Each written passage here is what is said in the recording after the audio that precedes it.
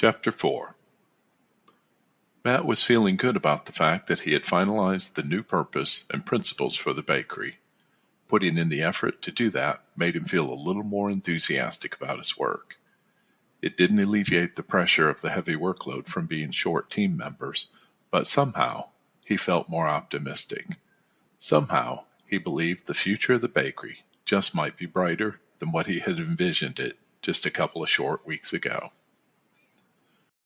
One of the last things that Laura said to Matt was still bouncing in his head. She had suggested that he call his employees team members. Changing the wording wouldn't be difficult, but Matt was pondering the distinction she had pointed out, so they don't feel like hired hands. He had to admit that being a team member sounded more empowering than being an employee. When a person is part of a team, it implies participation and engagement. The word employee implies that a person is there for money. Of course, they needed the money, but to reach the new purpose of the bakery, it might require a shift in their attitudes, and that included Matt's as well.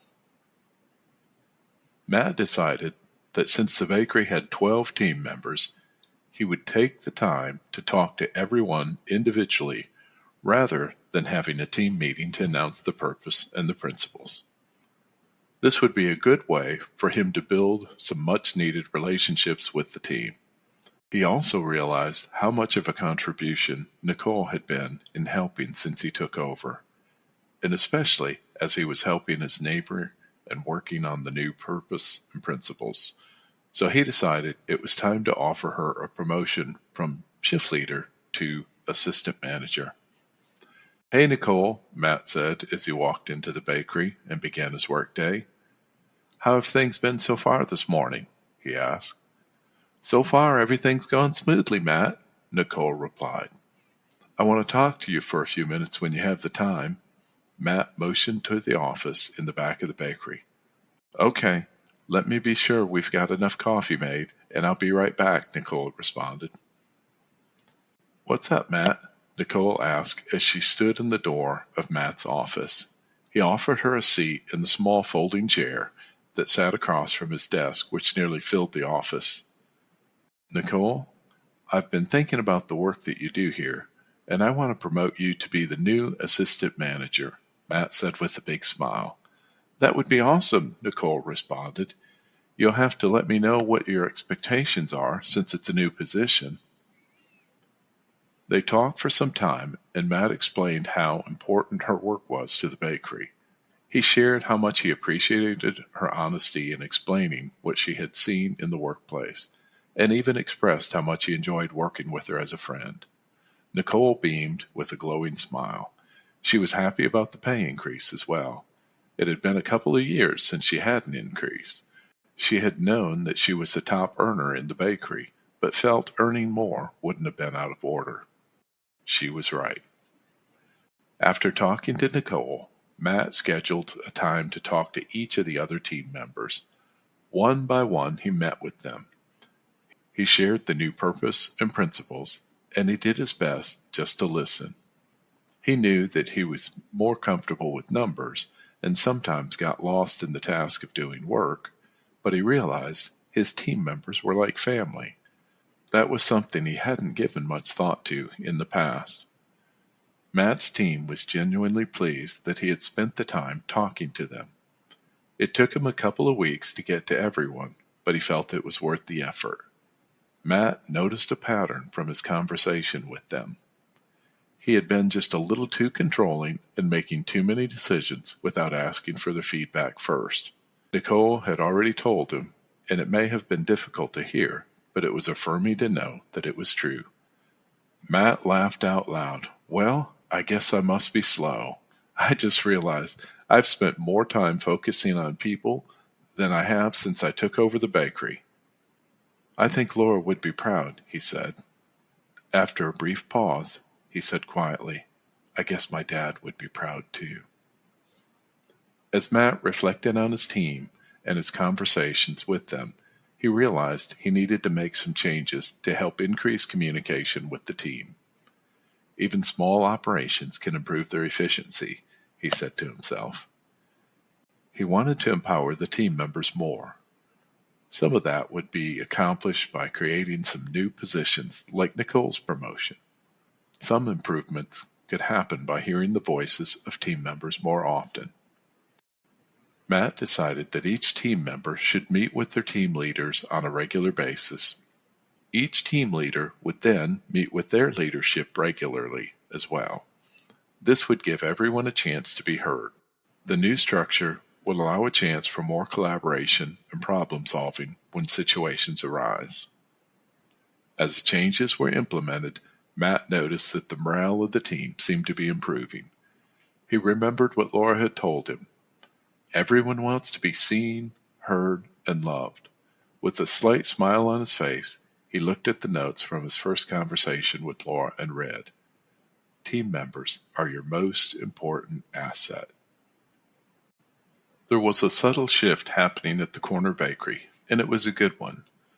As the team members began to feel like they were being heard and loved, Matt noticed the productivity was increasing. Even the quality of work was improving. The team members were being more proactive to avoid product outages. It didn't happen all at once, but it was just a small, subtle difference. After this shift took place, it spilled over to the customer experience too.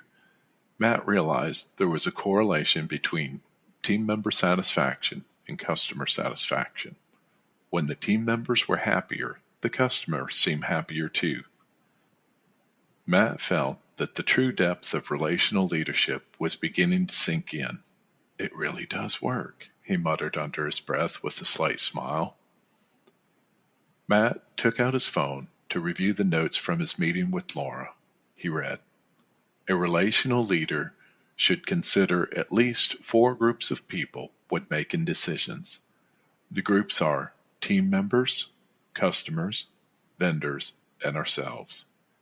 It was clear that things were changing with the team members and ultimately the customers too. The team members were making the effort to be more friendly as they waited on customers. As Matt thought about ways to express his gratitude to the bakery customers, he had the idea to roll out a loyalty program for the customers who shopped at the bakery frequently. Matt collaborated with the team to design a promotion that would allow the customers to earn points based on their spending. The points could then be used to make purchases from the bakery. After several days of planning, he reached out to a local marketing firm for help in naming the program and creating marketing materials. "Never in the history of this bakery have we done anything like this," Matt said proudly. He wanted to implement the program as quickly as possible in hopes of growing the business. The marketing would also reach prospective customers, so maybe that would enlarge their customer base. Matt and the team were excited about the program and shared the information with every customer. Matt had been so busy with all the new changes, he had almost forgotten the notes on his phone. He had taken his phone out to make a notation and saw the last note open was called Relational Leadership. That reminded him that he still had work to do. He hadn't completed all 4 of the areas of focus. In fact, he hadn't finished reviewing all areas of focus on people. He felt like there were improvements made for the team members and for the customers, but he wondered about the vendors. What consideration should I be giving to them, he asked himself. He had never given much thought to his vendors before. He bought most of his products from one vendor since they carried what he needed. Even though he had been purchasing from them, Matt didn't have any real relationship with them at all. "Well, I guess I can just make myself a little more friendly to them," he thought to himself. "Why don't I share my new purpose with the delivery driver? I'll do that and ask him to hold me and the team accountable if he feels like we're not living up by our newly defined principles," Matt said to himself. The next time the delivery driver arrived with an order for the bakery, Matt made it a point to talk to Mark, the driver, and he shared with him the purpose and principles with him. "We want to make the world happy by giving moments of joy. We should always be kind, compassionate, cheerful, and clever. For us, clever means witty, fun, and creative, Matt explained. I'm giving you permission. In fact, I'm asking you, if you ever see me or anyone on our team behave in a way that doesn't align with these principles, just let us know. Wow, that's neat, Mark responded. I'll let you know if something comes up. Matt and Mark continued to talk briefly before Mark headed off to his next delivery. One night, Matt had to work late since the steam cleaning company was coming in after hours to clean the floors of the bakery. The flour dust residue and grease from the donut fryer had slowly accumulated and made the floors a little slippery. As the crew was steam cleaning the floor, Matt rested in his office and he looked up at his wall calendar. He realized he had worked the past 19 days in a row without an off day. As the owner of a small business, it's not unusual to have to work long hours. It was not unusual to miss an off day from time to time. But it was all starting to catch up with Matt. All the changes he had implemented with the team, the new customer promotion were all good things, but he could feel himself starting to slow down. He was getting tired. That's why you need to focus on yourself sometimes, Matt whispered with a sigh. It's my own fault, he confessed. There were a couple of days I was only going to spend a few minutes at work, and it turned into hours. I should have just left it with Nicole and stayed home. It's not like she can't handle things when I'm not here. I know she would call if something came up. Matt sat in silence for a minute, and then he said to himself, I'm going to do better. The next day, Matt spoke with Nicole and let her know that moving forward, neither he nor she would be on the schedule more than 5 days a week. If there was an emergency, they would call for help, but they would respect each other's time enough to allow them to have their day off in peace. No more calls on off days except for emergencies. Matt reflected on all that had transpired over the last couple of months. A smile came over his face as he thought about Nicole being his assistant manager and the team meeting with the direct reports regularly. He thought about how team members seemed to be contributing to the success of the bakery more than ever. He didn't know if it was the new purpose or just the way Matt was slowly changing on how he managed the team. The customer loyalty program was off to a successful launch. The customers expressed a lot of excitement about the program, and they were beginning to redeem their points, and so it felt like a big win for everyone.